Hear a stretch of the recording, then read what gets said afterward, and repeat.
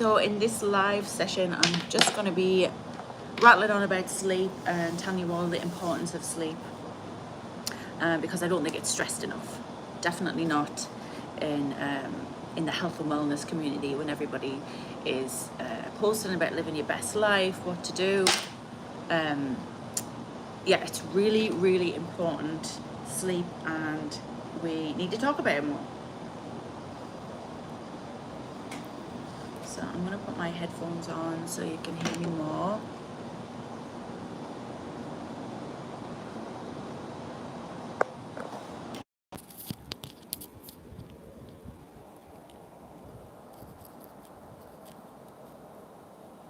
All right.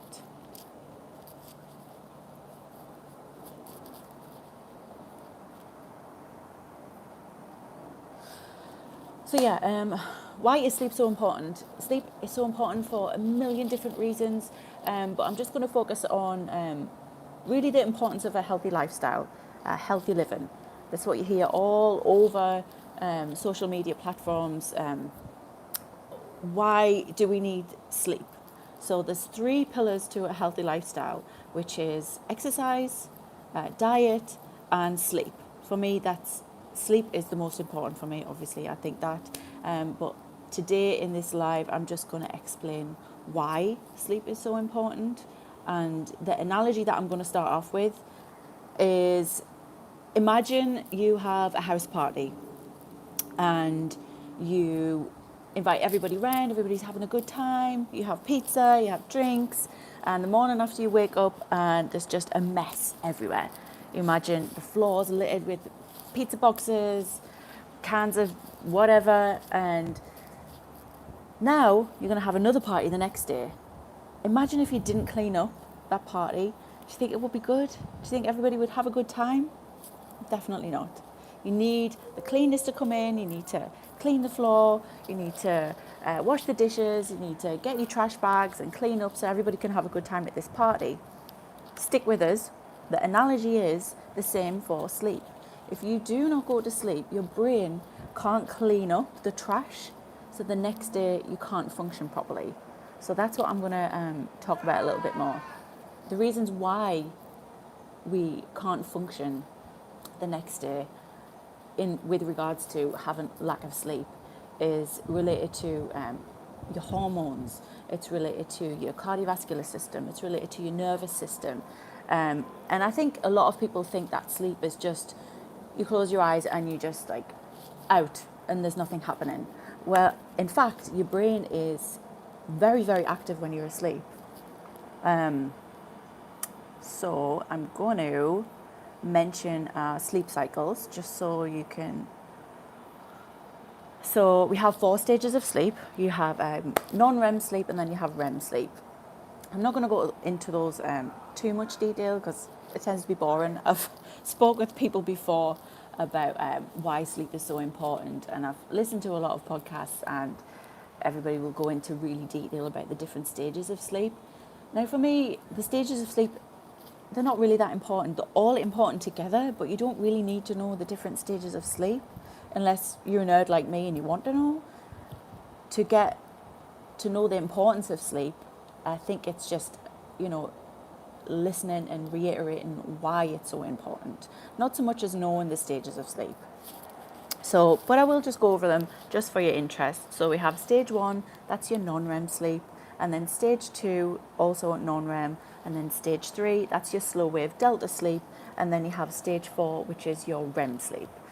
So REM stands for rapid eye movement. And if you've ever watched a baby asleep, they will be lying and you'll see the eyes moving underneath their eyelids. That's when they're in the rapid eye movement. That's where that term comes from. And then you have your delta sleep, that's your deep sleep. You might hear those terms used, slow wave sleep, delta sleep. It just means deep sleep. So 4 stages, 1, 2, and 3 are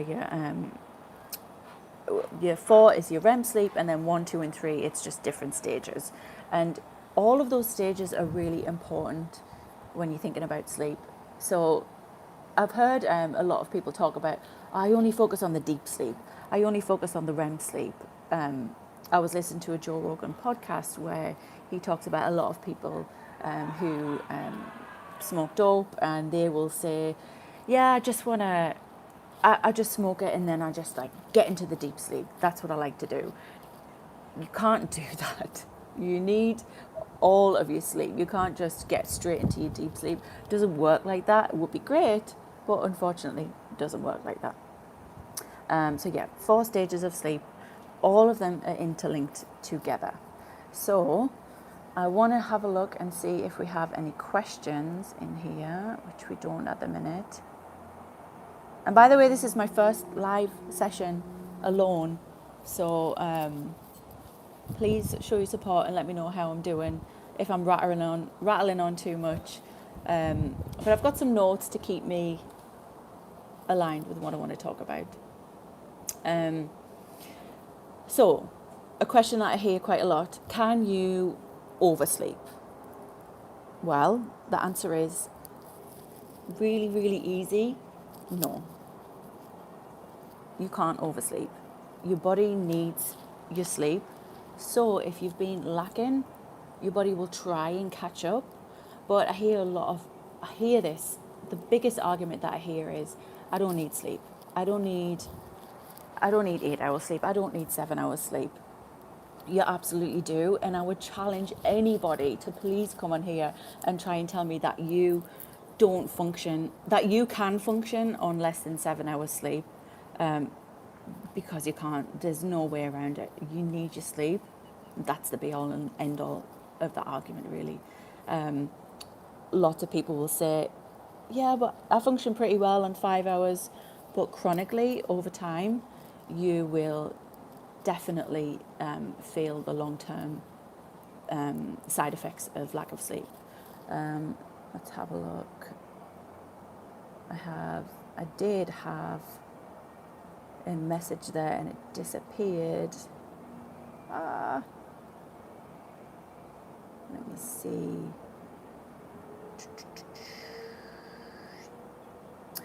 Hi Paul. Hi Sarah. Can you tell the difference between tiredness and fatigue? Tiredness and fatigue. I would say in terms, yeah, you can. If you,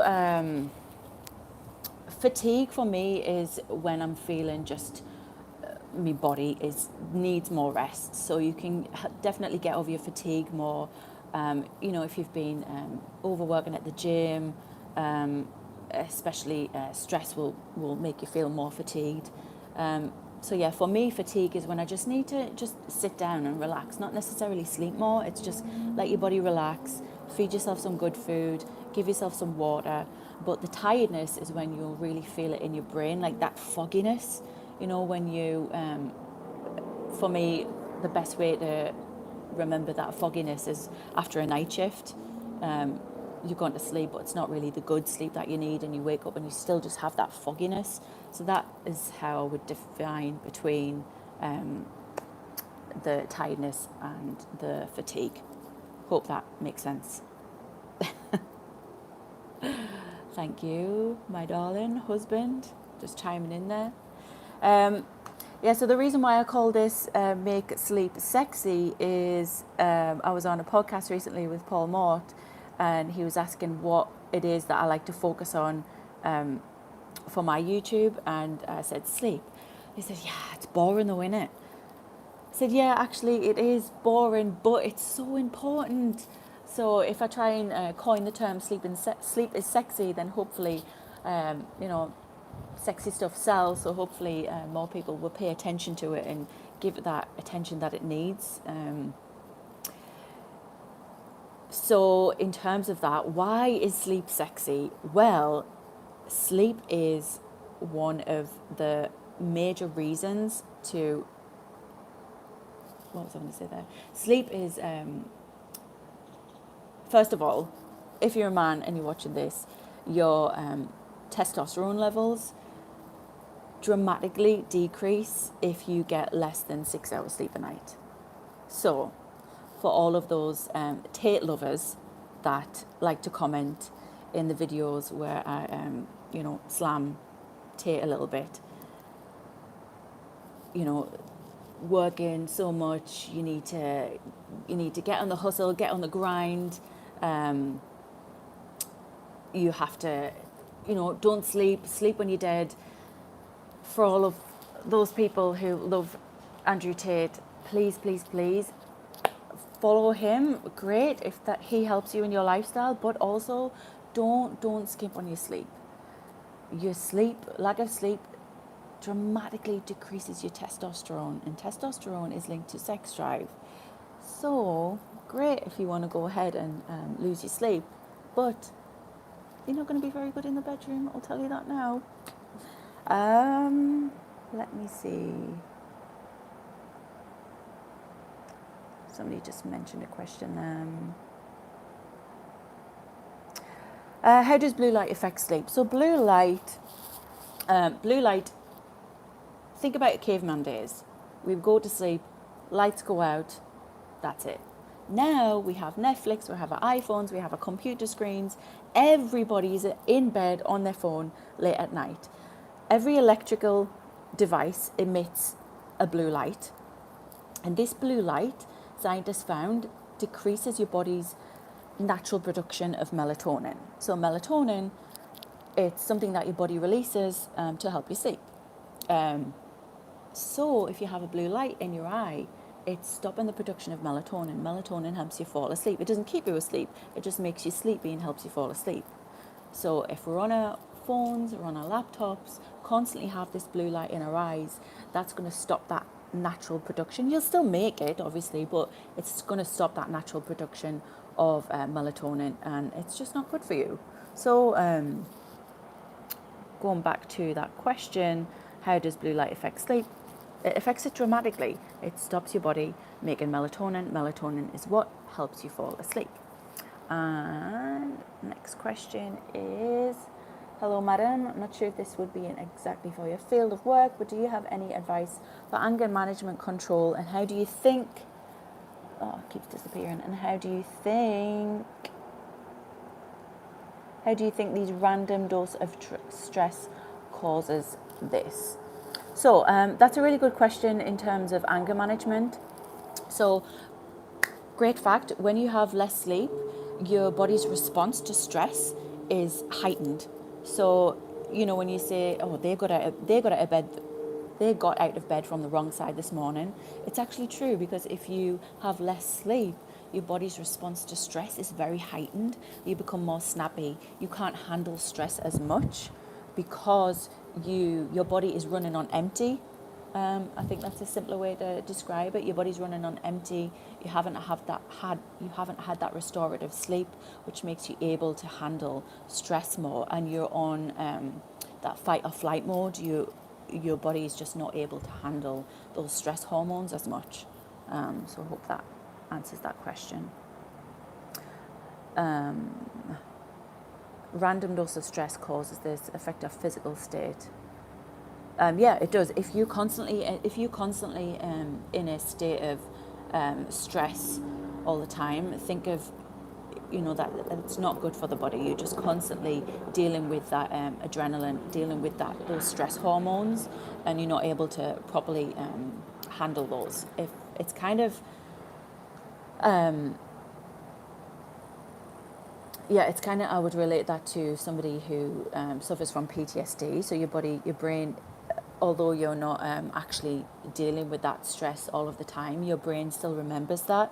So you're still in that high stress mode with those toxic stress chemicals that your body's not able to process and function. Let me see.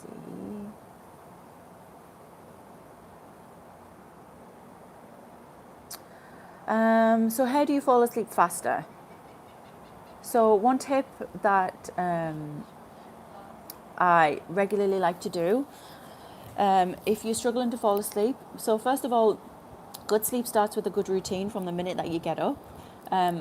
One of the things that will help you fall asleep is by having a consistent routine. So no matter what time you go to bed, you need to get up at the same time and keep that routine going, which seems really hard especially when it comes to the weekend and you want to lie in, but you need to keep that routine going because it keeps your hormones regulated. It keeps your circadian rhythm regulated. So waking up at the same time sounds silly, but it will help you go to sleep faster when you get into that good routine. Another thing that will help you fall asleep faster is when you think of sleep, sleep is intricately related to every single part of our body. So when you're lying there and you feel yourself getting more and more stressed because you can't fall asleep, if you think, okay, I know that sleep is linked to all of my body, so what helps me calm down?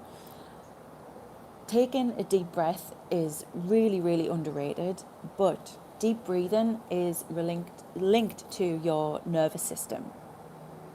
It's linked to a lot of other things, but in terms of sleep, it's linked to your parasympathetic nervous system.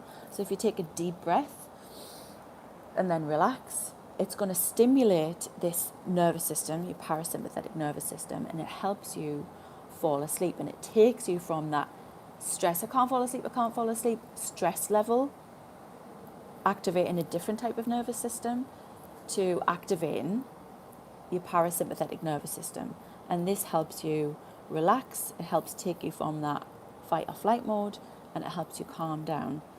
And it's really, really simple, but very, very effective. And scientists and researchers have proved this again and again and again.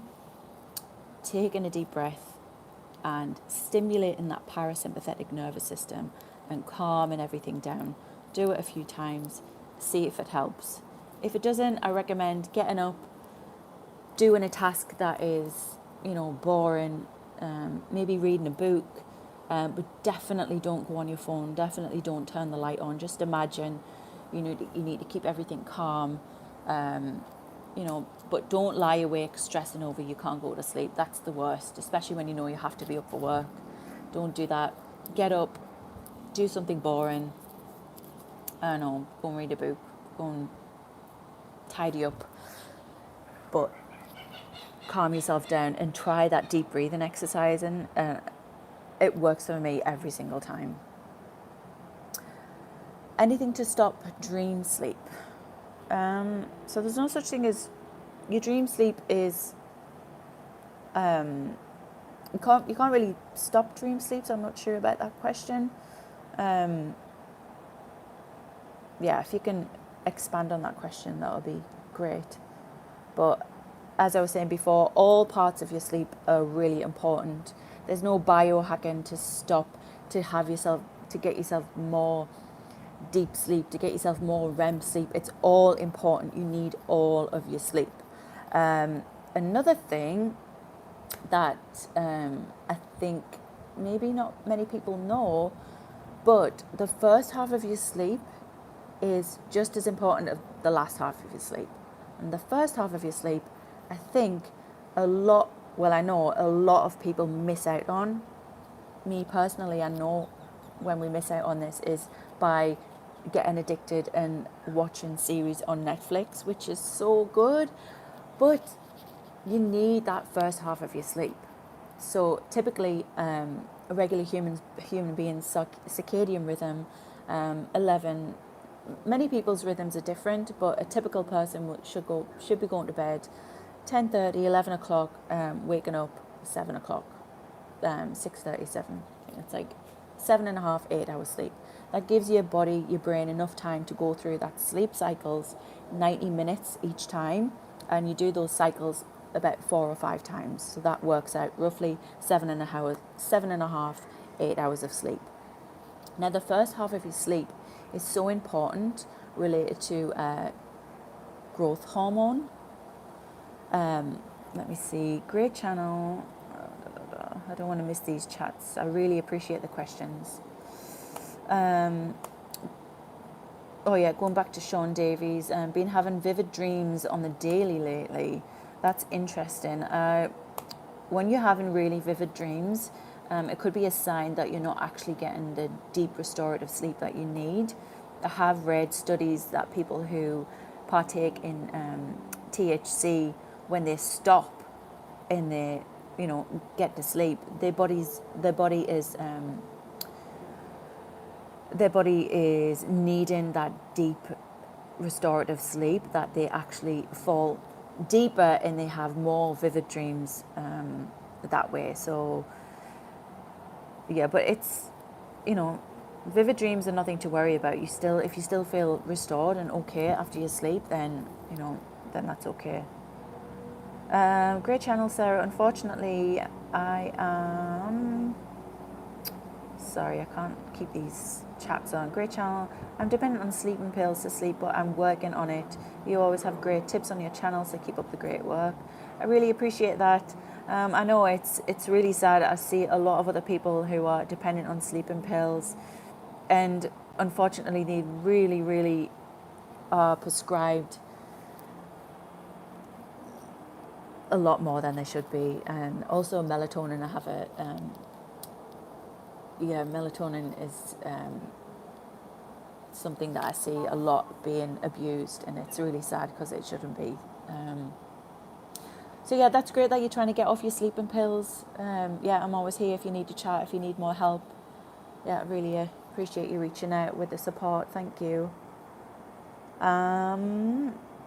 Would you recommend alcohol to fall asleep? No, I would not. Alcohol actually inhibits your sleep.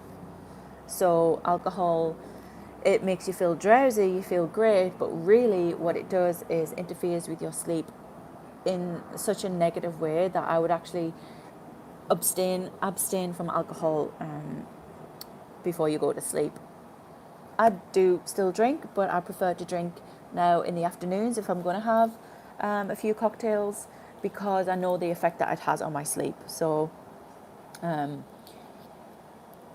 alcohol actually raises your heart rate. So if you've ever had drinks before sleep, then you wake up. I use a sleep tracker, and I can see when I look back how badly sleep affects me if I've drank alcohol just before sleep. So it raises your heart rate. Your body and your liver are working hard to metabolize that alcohol to get it out of your system, because it's a toxin, right? It's a poison. So your body's working overtime when really we should be letting it focusing on our sleep. So yeah, it raises your heart rate. It's causing your body to work overtime, and it's not good. And your brain and your body should be working to get rid of those toxins that you build up during the day. That's why we need to sleep. Instead, it's working to get rid of that toxic alcohol. Same with a heavy meal and bad processed foods. You shouldn't be eating those before you go to bed, because your body is working now to get rid of those toxins rather than helping to get you have a good sleep. Let me see. Thank you for the insight. Due to the vividness of the dream, find myself waking up sweaty. Thank you for the help. Yeah, if your vividness of your dream is actually making you wake up sweaty,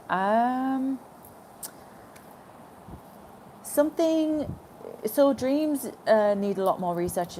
Scientists don't actually know the reason why we dream, but they think it's linked to your subconscious. So maybe you have some unresolved issues that you're not dealing with.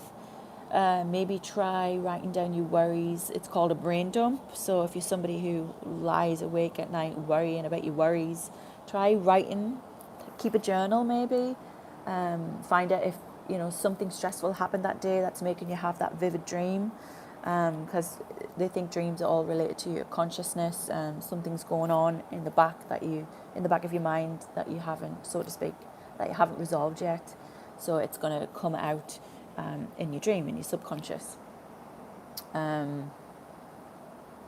you shouldn't eat meat after 6. Yeah, great. It's a lot of it's debatable. I don't see anything wrong with eating clean protein as your last meal,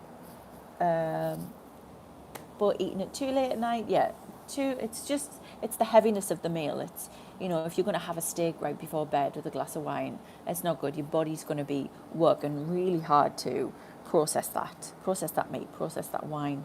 But a little bit of it with some vegetables, I think is absolutely fine. And I think it's important, like, not to get too caught up in the do's and the don'ts, and I need to do this and I need to do that. You know, it's just supposed to be easy and basic living that is going to help you to feel better.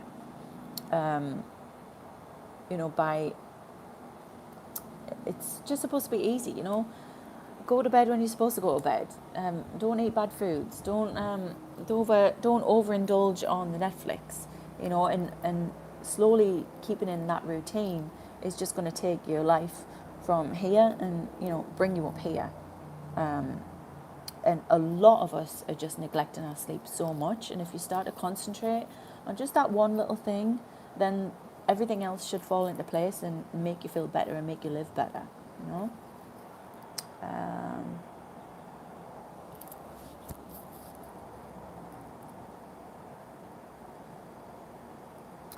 How to sleep good when you have kids? Oh, that's a tricky one. It's really hard. For me, the thing what helped me survive getting through sleepless nights with kids is just to, especially when they're newborn babies, if there's any moms who are going to be watching this, or new dads, when you have a newborn baby, just sleep when they sleep. Try and get your sleep. Don't worry about napping through the day, because your baby is going to be waking up during the night for night feeding. So a question just came up, should you nap in the day? For me, I love a good nap. But if I take it too far, then I feel groggy and it interferes with my sleep during the night. But a quick little cat nap, 10, 15 minutes, I think is absolutely fine. Just don't keep it too long. But again, everybody's different. Everybody's circadian rhythm is different. My husband, Tony, he can't nap. If he naps, I can't wake him up. And then he interferes with his sleep. So he can't do that. But for me, I think it's from doing shift work. I'm programmed, I can sleep standing up for 5 minutes, and that just, you know, it's great if I need that. There's also things that are called meditative naps. So it's just actually lying down. If you're feeling really tired, just lying down, or even, you know, sitting at your desk and just resting your eyes for a couple of minutes, and just like that micro nap can really be beneficial and just help you stay fresh for the afternoon. Or if that doesn't work for you, you can't do that, and your work environment is not suitable for that, I would suggest going outside and getting some fresh air if you can't nap. If you're feeling like you're in the afternoon, you're feeling all groggy, either shut your eyes, have a quick little micro nap, or get yourself outside, get some sunlight, some fresh air in your face, and get your heart rate up a little bit.